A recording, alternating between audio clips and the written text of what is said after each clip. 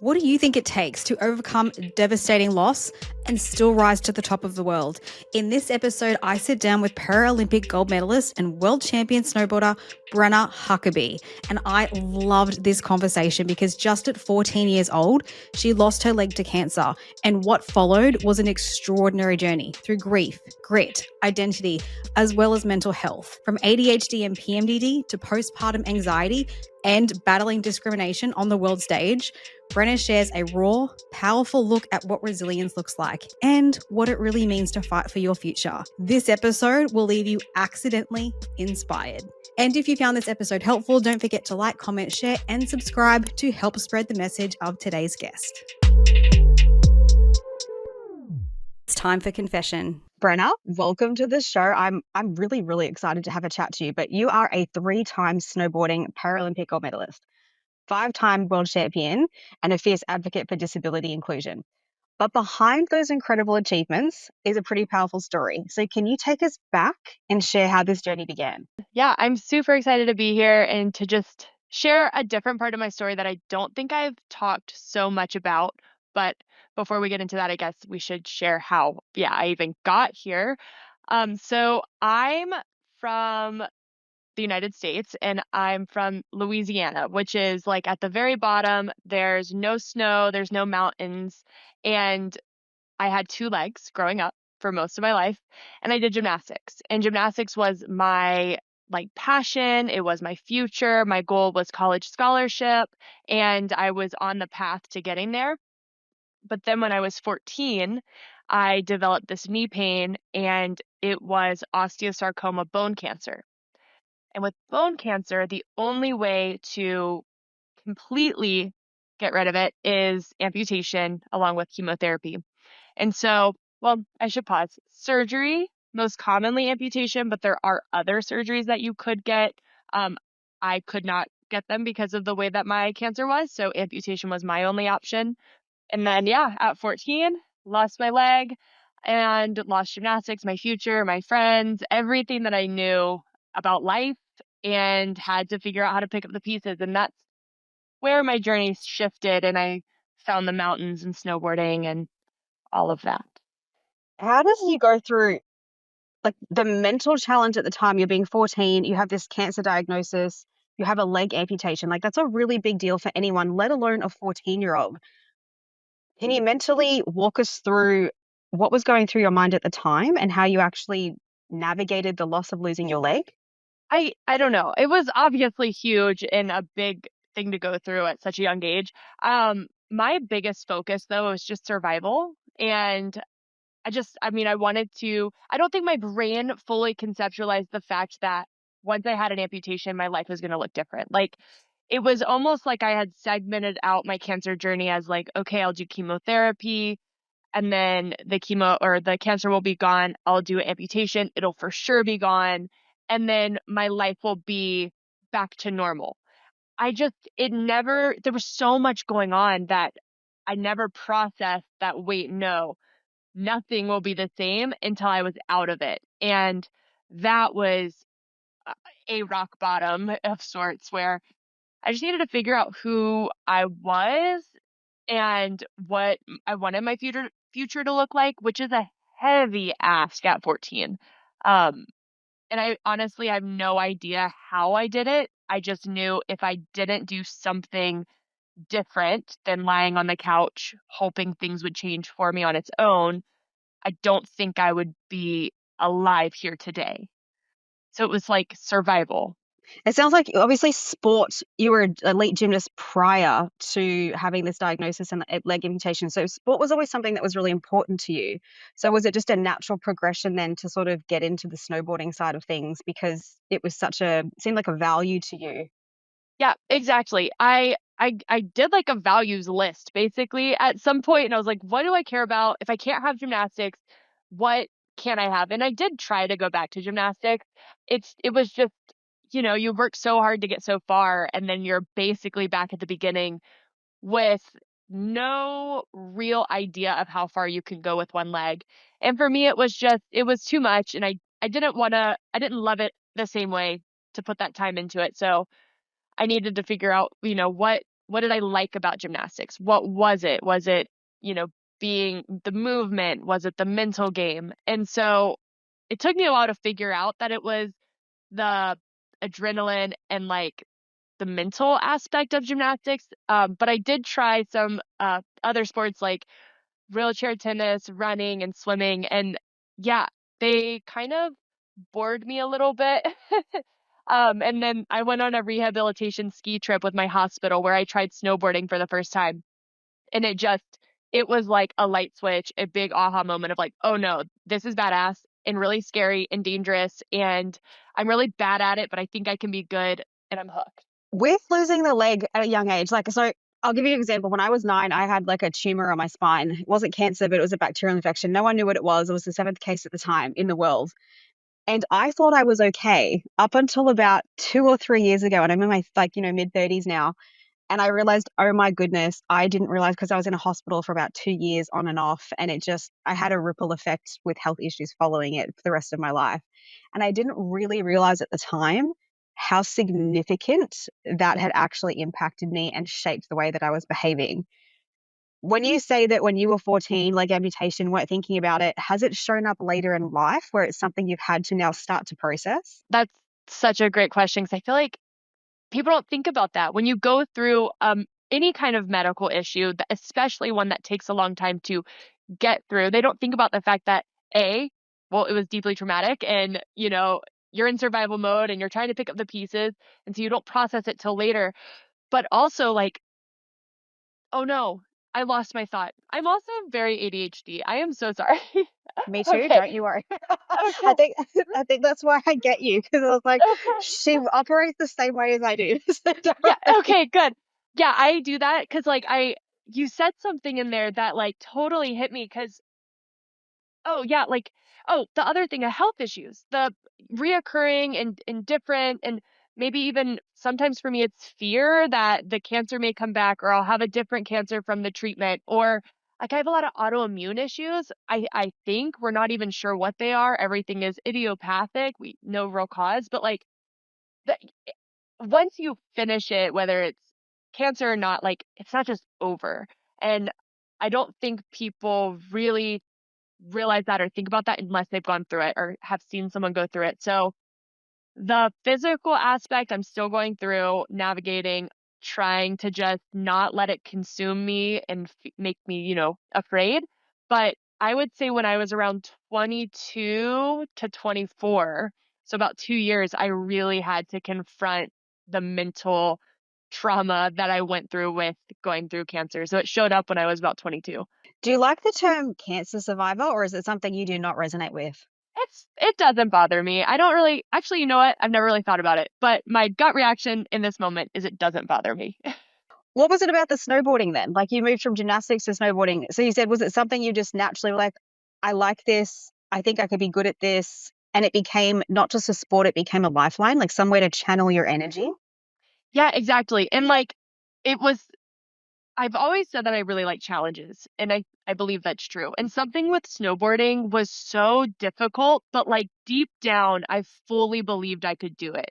Even though we have amputees who snowboard, but like our limits, we still haven't figured them out. And so there was something like cocky or even delusional about my belief in my ability to snowboard, but I just believed it. I was like, no, I'm going to be so good at this. And I'm from Louisiana, so after my first trip and we went to Utah where the mountains are, I flew back home to Louisiana and I told all my friends, I was like, I'm going to be a Paralympic snowboarder and I'm going to do this. And they're like, okay, that's cute. Like, you live here. What are you talking about?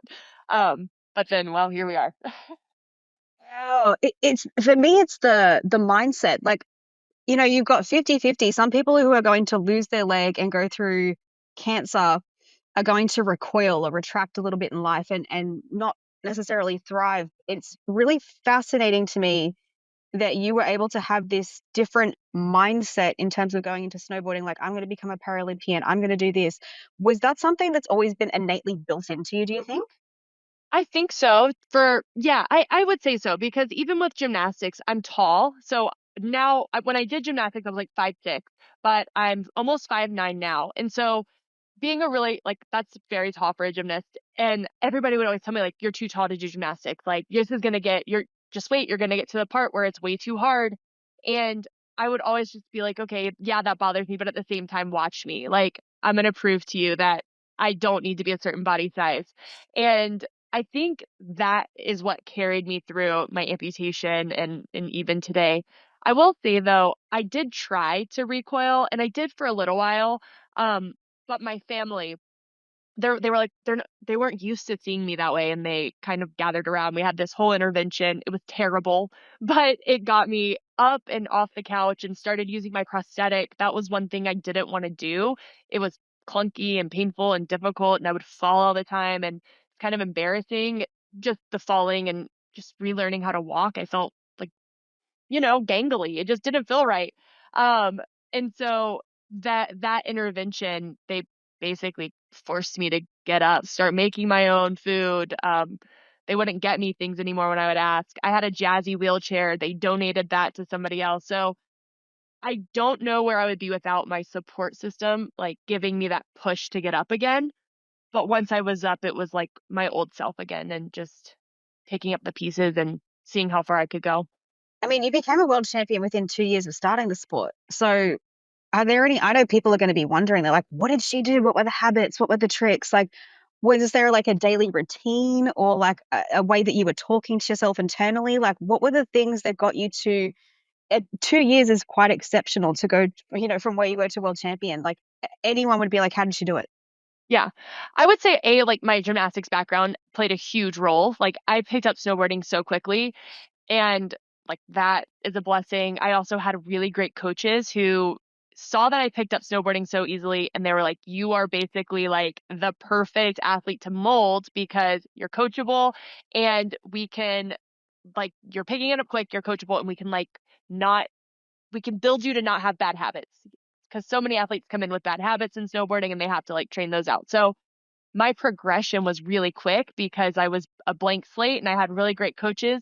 But on top of that, I was kind of like obsessed with the idea and I'm very goal oriented. And this is somewhat unhealthy, which I found later. But like I was very like achievement driven. And so I had told myself I was going to win gold at 2018 Paralympics and I was going to do everything I could to get there. And that included like I was always in the gym. When I was on a spin bike doing cardio, even if it was like high interval cardio, I would walk myself or I would self-talk myself of how bad do you want this? And like I'm talking for years, that was my mantra. And then I would visualize winning the Paralympics in 2018. And it was really great, but like that was all I focused on for 4 years. Actually, it was like 6 years, just straight up Paralympics, which is great. Got me to win worlds, but wasn't maybe the best for like the rest of my life. You said achievement orientated. I was a gymnast as well, and then went to world championships of sport aerobics and the whole thing. And I had a very similar, a bit of a, excuse my language, fuck you attitude. Like I was like, I'm going to prove people sort of wrong. But I'm curious, as I got older, I started realizing how much I was outsourcing, worth and everything to achievement. I'm curious, has that been at all to do with your case? Oh, 100%. Yes, I actually have a whole keynote speech on it because it literally rocked my world. And it didn't come into my awareness until after I won the Paralympics in 2018. I did end up winning. I won 2 gold medals, which was the most I could win in snowboarding. And I truly believed that once I hit that achievement, like all the cards in life would fall in place. How I felt about myself, my happiness, finances, all the things would just like come true. And none of it did. I like literally just had a piece of gold and like, yay, I did it. But I couldn't even say yay, I did it because I still felt empty. And instead it was more like, okay, well, what's next? Well, there's not much more. I guess I could go for another games because there's nothing above this. And that's when I landed in therapy for the first time. And that started to help me uncouple my achievements and my self-worth and even seeing that they were so tied together. And it's taken me a very long time to unwind them. Yeah, I totally get that. I'm the same. At the same time, it served you so well. You've been able to do extraordinary things that the average person wouldn't be able to do. But so many people are going to see that highlight reel, the gold medals, the wins, the podiums. What were some of those hidden struggles behind the scenes that shaped your strength and even some of these victories? What did it look like? Is there a part of you that the public doesn't get to see? Yeah. I don't know. I feel like I'm a very open book, but um I think especially leading into 2018 and occasionally now, I really try not to. There is some like not it's negative self-talk in the sense it's unhelpful, but it's helpful. And it's basically channeling the the naysayers or the doubt. And that has really helped me, but also can not help me as well. Because I can kind of fall it becomes kind of like in 2018 where it was like obsessive of like, no, I must prove this. And then also I end up internalizing their words into my worth. But from 2018 to 2022, I kind of ran after about 2 years of like discovering my worth and trying to figure out how to navigate it. I kind of wanted to see if I could be a professional athlete at the highest level and potentially win a medal, hopefully gold, but from a place of self love, from a place not of self destruction. And what I learned is that is 100% possible. It, I would say, it's more sustainable. um it was harder and it's still a challenge to not let myself go and channel the negative voices that I know can give me that motivation that sometimes I'm looking for. But after the 2022 games and I won a gold medal there, and it was literally for myself. it it felt so like just peaceful and in the moment. And I feel that more and more now. And I think had I had not gone through 2018 and that whole unlearning and relearning, I don't think I would have been able to be where I am today, where I know a gold medal isn't going to define me and I know no medal isn't going to define me because I am who I am, which is completely whole and worthy of just experiencing the moment. Have mental health challenges ever been part of the journey? Yeah. As I mentioned earlier, I'm ADHD. I struggle with that all through my childhood, but I wasn't diagnosed until 2022. So it's only Welcome been to a the few club. years. Yep. Because, girls don't present like boys do. And well, nobody knew that. Um, so that was a fun journey. And then, within there, I've had postpartum anxiety, which then played into like a whole OCD situation, which thankfully I am not experiencing currently. Um, Probable autism in my neuropsych evaluation. And yeah, I'm like, and of course, just your standard depression. And then all of that also, I learned after I had my second daughter, I got off birth control, and that's when I was struggling with PMDD, which I didn't know at the time. I just thought maybe I was bipolar, maybe I was just depressed. But once I started tracking my periods, it was very apparent it was with my cycle. With, I'm going to two of them, PMDD postpartum. Did you, obviously being on the birth control pill, it can mask the symptoms of PMDD, but did you have any prior anxiety before children, or no, the anxiety really sort of turned on or intensified postpartum? It turned on and intensified postpartum. A lot of the anxiety I thought I had before children was actually my ADHD. So once I was able to treat that, a lot of what we thought was anxiety went away. But the ch the anxiety with postpartum was very different. It's very debilitating. PMDD, big topic. For those who don't know, it's premenstrual dysphoric disorder. Basically, severe mood swings, can be even suicidal thinking prior to your period in the luteal phase. It's obviously what I do for anyone who's listening to this. How did you navigate it? Because PMDD can come with some pretty intense symptomology in that 2 weeks before your period. How on earth are you managing that, plus training, plus being a mother? I wasn't. I mean, I would say this year, so I did. when I had postpartum anxiety, I was put on SSRIs. And at the time we thought it was working. So that was helping with the PMDD.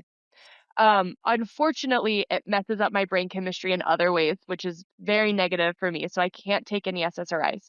So when I got off of the SSRIs, that was when the PMDD became so bad. And I struggled with it for about a year and a half. So all of like, I finally got it under control this fall. So I was struggling all last year and half of the year before. And I mean, I would miss workouts and I would get migraines. Like I had a lot more migraines. Granted, I should say I'm on birth control again now. That was the best case that we found for me, and just to be able to get through life. And hopefully there's a better treatment. We can figure something out. But as of now, like I just needed a lifeline. And thankfully birth control has given me that. Um, but before that, yeah, I was missing workouts.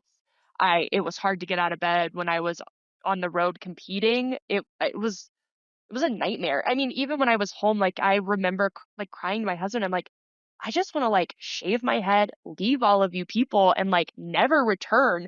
I don't know why shave my head was always in there, but like it was scary and it was difficult. And I'm like really grateful that I'm like alive, to be honest, because there were many times where I wasn't sure if I was getting out of that 2-week period because it got really dark.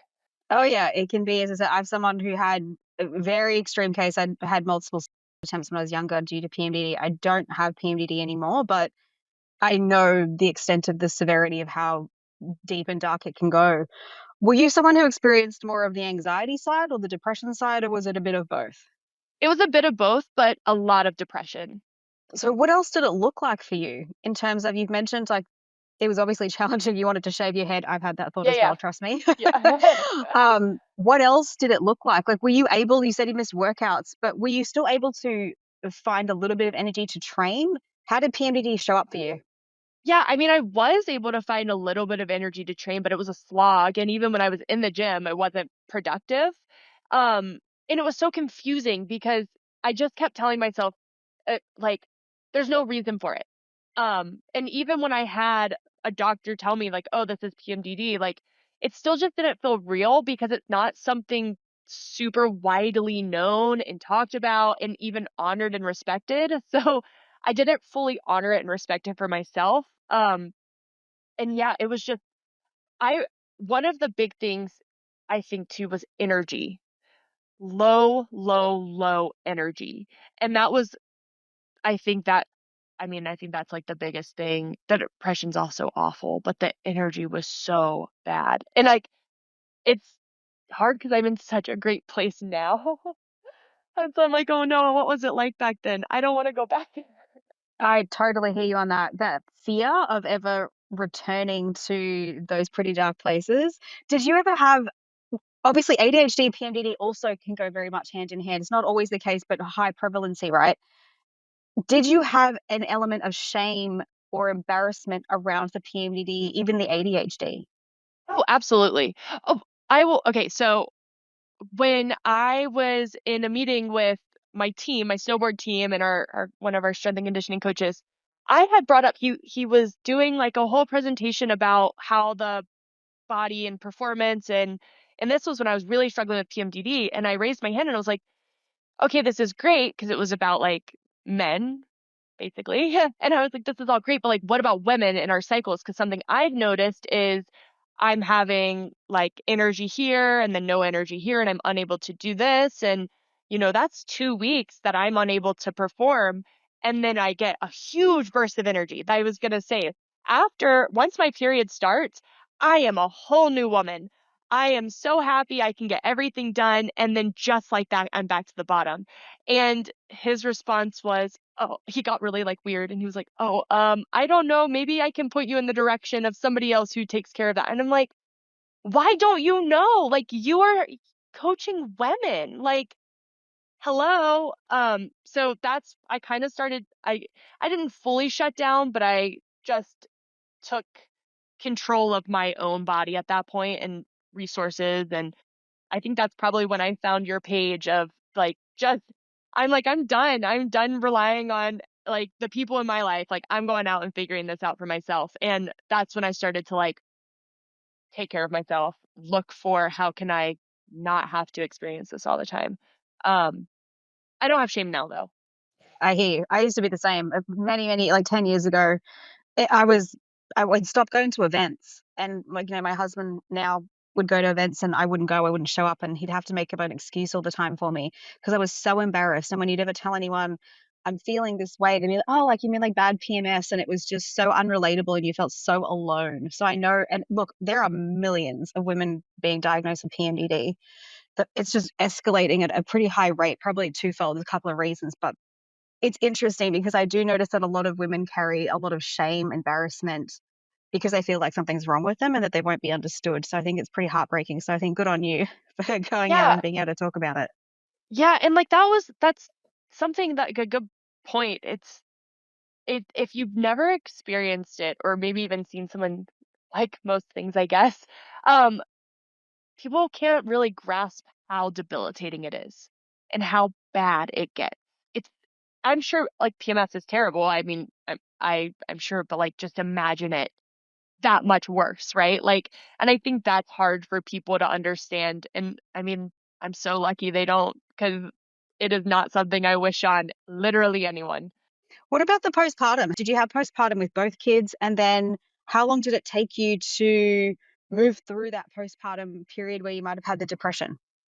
Yeah, so with my first daughter, it's hard to know exactly what was going on mentally because that was before I had any awareness of my own mental health, um, or even took care of it. But with my second daughter, I had already started the process of just understanding myself, pausing. With ADHD, we can like our brains can be like this. And one thing my first therapist really helped me with was just slowing down and coming back into my body. And um so whenever I had my second daughter, I noticed such a big shift in how I was showing up.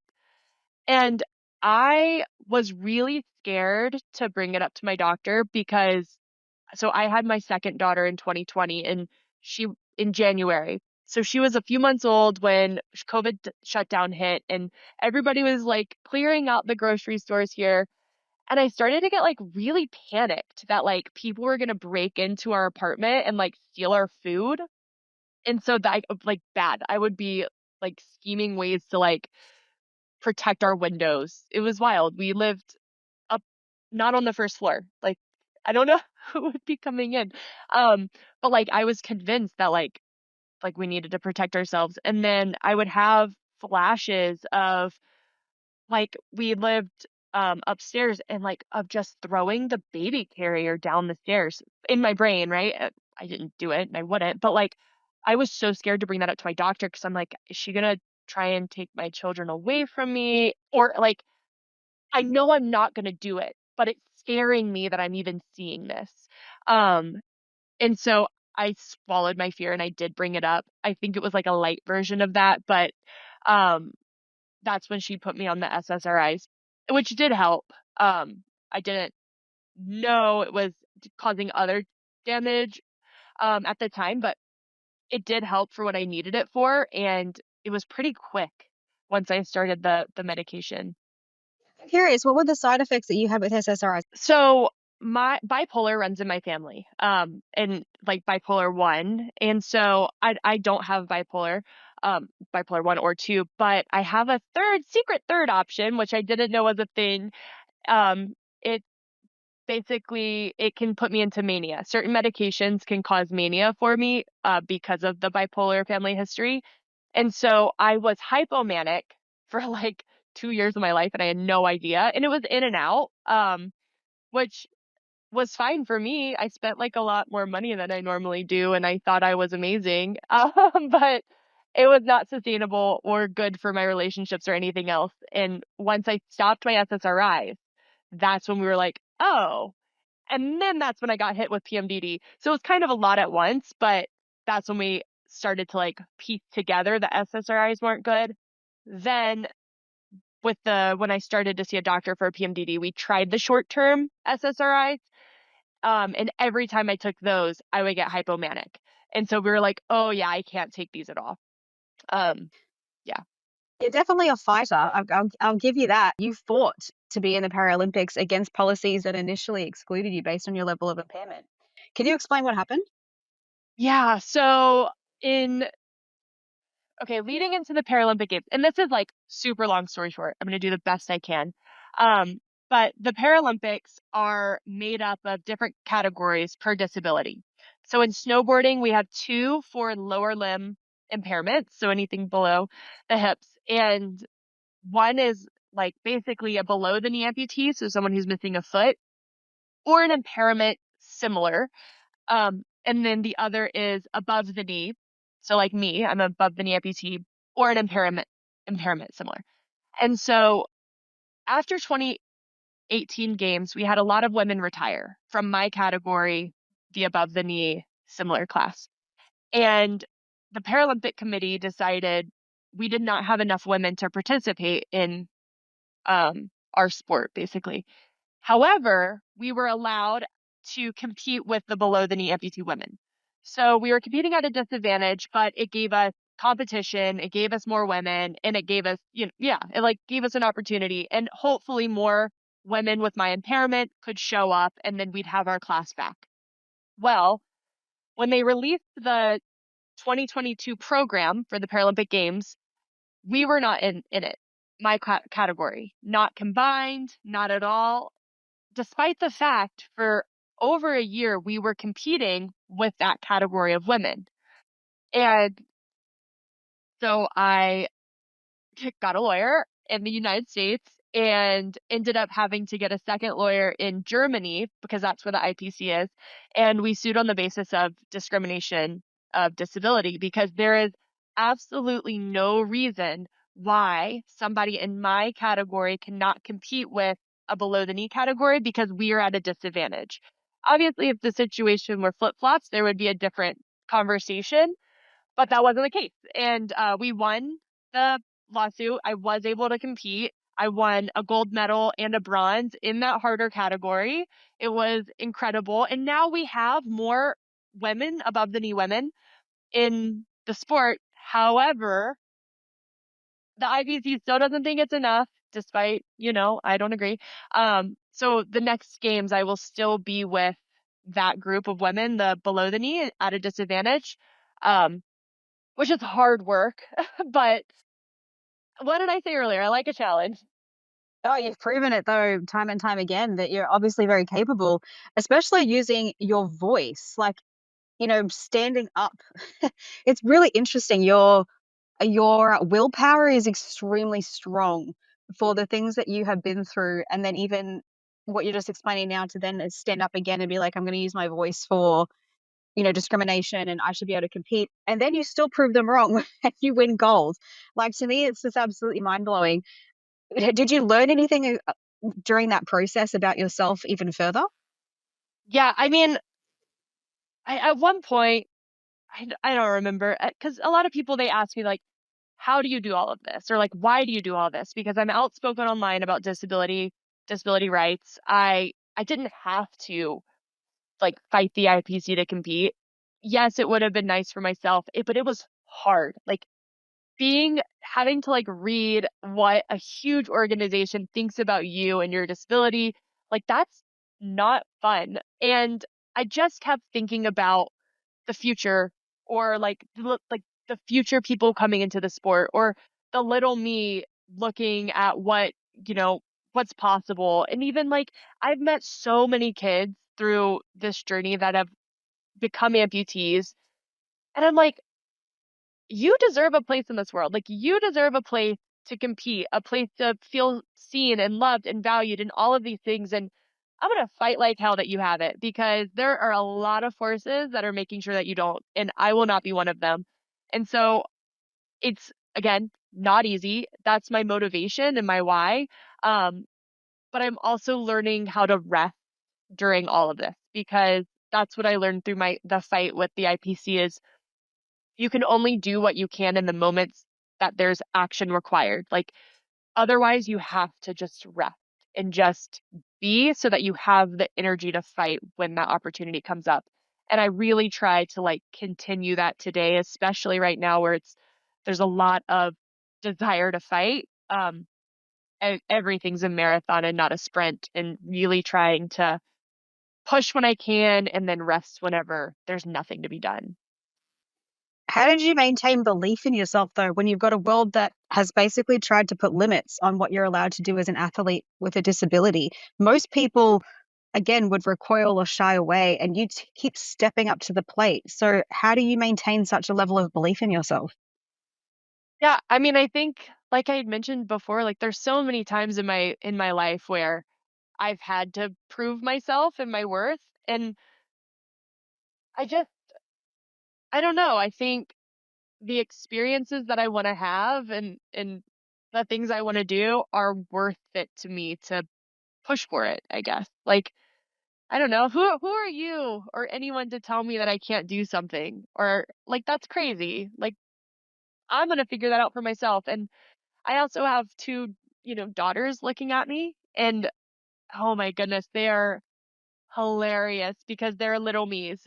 When I hear them talk about like what happened at gym in school and the boys in the math class versus the girls in the math class and just how they're like standing up for themselves. And I'm like, dang, I'm so bummed that we're still having boys versus girls, but also like good for you to stand up for yourself. So I have two little girls watching me, and they really are sponges. They watch everything that I do, and if I am telling them to stand up for themselves and to dream big and go for what they want, like that would be really hypocritical if I did not do the same thing. I can't stop thinking about it. As a 14-year-old, when you wake up from losing your leg, what was the first thing that went through your mind? Because when I think about the fact I might have lost my leg at 14, I would assume I would have woken up in a bit of a panic. And then my other question is, did you ever experience phantom limb?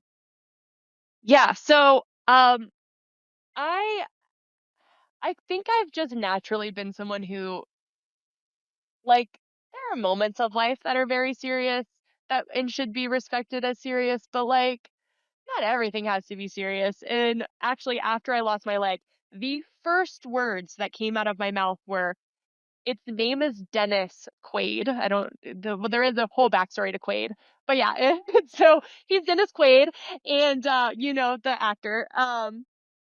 My mom actually wrote him a letter and told him that I named my leg after him.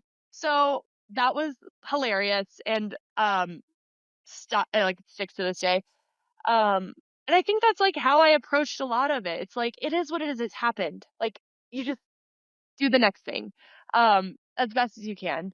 But yeah, phantom pain, that was a whole other battle within itself.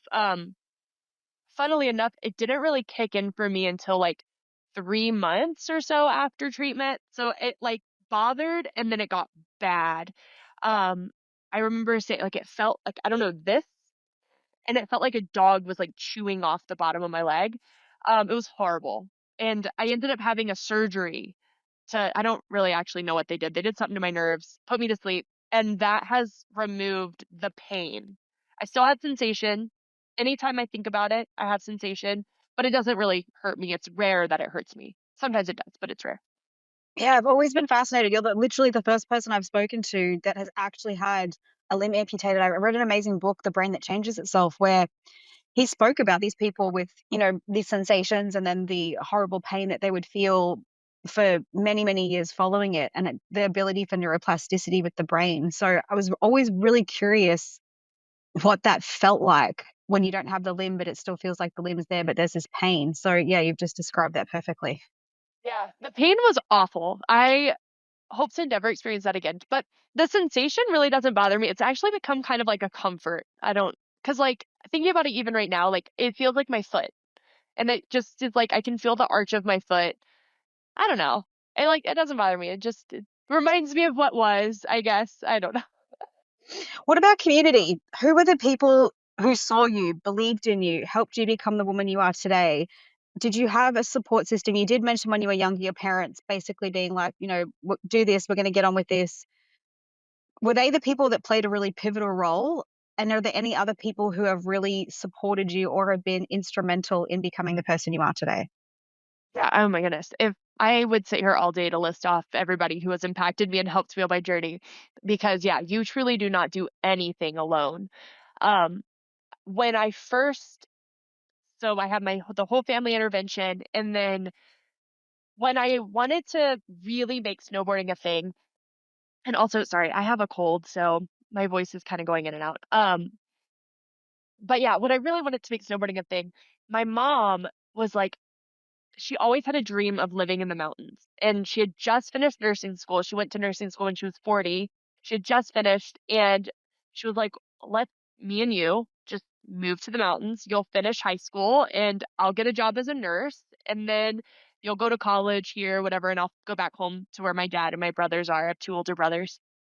And so that's what we did. I did not end up going to college in Utah, but she came and nursed, and I finished high school in Utah, and I joined the Paralympic national team right after graduating, and I've been competing since. So without her literally moving her life and dropping everything so that I could chase something within mine, I would not be here today. Or at least not at the timeline that I was. And then when we got to Utah, so many people helped us.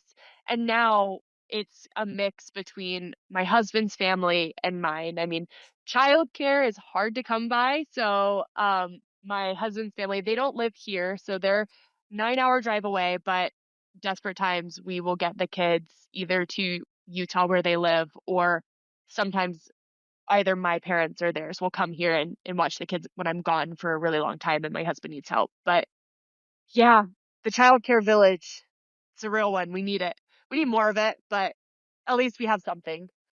No, I totally agree. I mean, I work in the space of women's health with PMDD and even postpartum. So many of my clients, you just watch, and it's really heartbreaking to see in this day and age. I don't even pregnancy itself. I don't think people even speak about how challenging pregnancy can be, where the body changes, there's hormone changes, there's a lot going on.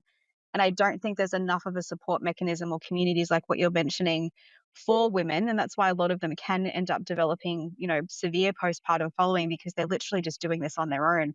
And I really wish more women spoke about it. Even pregnancy. I'm pregnant now. I know by the time this comes out, I'm going to have announced it. So, and I was shocked that no one even spoke about how hard that was. Like, I went into it so naive. I was like, oh, this will be great. I have struggles so bad with like pelvic pain, and my ribs have popped out, and so many, and I'm just like, why did no one talk about this? Why has no one told me that how challenging this is? It really has jarred me in terms of so many of these women's health issues, postpartum anxiety, postpartum PMDD, ADHD, is pregnancy, all the things why so many women don't want to speak about it. It's a real shame, because I think if more women did, more women wouldn't feel so alone in a lot of these endeavors going forward. I would almost wonder if there's a level of tired of not being believed. Like, I don't know. I feel like I've spoken out so many times on things, especially relating to women's health, and there's always people that just negate it or try to, and mostly men. But like, I think there's got to be a level of that, or fear of, being judged for it. I I think that I don't think it's bad if women choose not to, but I think it's really great that the women that are comfortable enough to do. And I think if you have that curiosity or desire to share, and maybe you're just a little bit afraid, like, it's worth being brave. Um, and so I hope those that are not speaking out because they're a little afraid, but they want to, I hope that they do and can learn from this conversation of it's worth it. People are listening and they want to not feel so alone. I mean, I wouldn't know I had PMDD had women not shared. I don't know where I would be. And I say this a lot because, like, I genuinely believe it. Probably not here, you know? And all it took was people sharing their stories. The believed, when you just say believed, it might it's so interesting, because I still go to therapy still to this day. It's something that I'm probably always going to have in my back pocket. Even on days that, months and years that are good, I just think therapy is incredible just for a bit of a check-in. And it's interesting, like, this is a vulnerable share for me. So as a child, being 9, no one believed how sick I was, and no one really believed because they thought it was cancer. It wasn't cancer. No one could figure it out. So it took a specialist coming from the States to work it out. And I developed this pattern. I realized as I got older that when something was wrong, I wouldn't dramatize, but I would use specific language that was quite intense. And it got to the point where then when I got older, people are like, oh, she's just crying wolf. And I was like, oh my God, they're not listening to me. It's actually really bad. And it went all the way back to being a 9-year-old child, realizing no one believed me at the time. Like they just thought, oh, she's just being, a really highly sensitive little 9-year-old child. So when you said that, I was like, oh my gosh, like that's literally what it is. I think so many women are not believed. So there's just I'm not going to say anything. It's just easier to not say. 100%. I mean, we have doctors that don't believe us. Like, it's research. It doesn't always believe us. Yeah, it's real. What's the biggest thing that you have learned about yourself with therapy? Growing up, my mom I think it was my mom. Sorry, mom, if it wasn't you. Um, but she would always say, like, you can't change someone's character. And I had kind of believed that. I was like, okay, well, as I made friends and kind of went out into the world, I was like, yeah, you can't change someone's character. But then when I finally went to therapy, I didn't really like the person that I was. Like, I didn't want to be this type of person. Um, and I learned that, oh no, I can change my character. I can change how I show up in the world. I can change my belief systems and patterns. And I think even now, and I really hope, 10 years from now, I'm not the same person and I can grow and change. And I don't know. I think there's a lot of hope in that. What would you say to the young girl or the young girls that look up to you? Like I've seen on your Instagram, it says accidentally inspiring. And it was the first thing I thought about you when I had come across who you were. And I was like, this woman is insanely inspiring. And I thought it was ironic that you'd said it, but to your young self or to the young girls or to other women who are looking for someone to be an example, because we have to see examples to then become that person, whether they're able-bodied or disabled, but they might feel like their dreams are slipping away, or they're suffering with mental health issues, or life has taken them off course. What would you say to them? I think one thing that I held on to when I was first, I first lost my leg and I was picking up the pieces, and I just kept telling myself, just because life looks different than I thought it was going to turn out doesn't mean it can't still be great. And I have surpassed my imagination on what that could look like. I could not have dreamed where I am in life today. And I think that's really special. So if you're going through something and your dreams feel impossible, or I mean, maybe they are. Maybe something happened and where you thought you would end up is not possible. That doesn't mean that next place for you won't be even better. And it sounds so cliche, but it's so freaking true. I'm curious, you mentioned earlier negative self-talk, but have you ever experienced a battle where you've had to, where you might be using self-talk like, I can't cope, this is too hard, I can't do this, I'll never be enough? Is that something you've ever actually personally experienced? Yeah, I think it would be crazy if people don't experience that. I don't know, do people not do I think everyone does. I think just some of us Okay. maybe more than others. Okay. Yes, 100%. I and I don't know if it's because ADHD, I have like a higher impulsivity within mine, especially. Um, so I don't know if it's because I just will impulsively share, especially I've been with my husband since I was 18 and I'm 29 now, so he's been around for a long time. And so I will say those things. Like, I can't. There's no way. This is impossible. Maybe it's not for me. I should give up. All of the things. And I will vocalize those. And my husband, oh, bless that man, he will like help me see the illogicalness of it, right? Like he's like, no, like you are capable. Look at all the things that you've done. And of course, therapy too has helped me with that. Um, I think there's a level whenever I get overwhelmed or stressed, or I say it like when I zoom out too big, when I think about where I want to go in life, and then I really think about where I am today, and I'm like, there's no way, right? Like that is so far away. Um, and that's when that negative self-talk will typically come up. And I have to remind myself to zoom in. And I zoom in as far as I can of where am I in this moment? Like literally, what can I do right now? And maybe it's just take some deep breaths and like turn my attention somewhere else. Or maybe it's actually an action step, but I have to zoom in and zoom out to stay sane. Yeah, I'm curious, what were the techniques that you used to turn away from that negative self-talk? Do you have like a morning routine? Do you have a thing that you follow?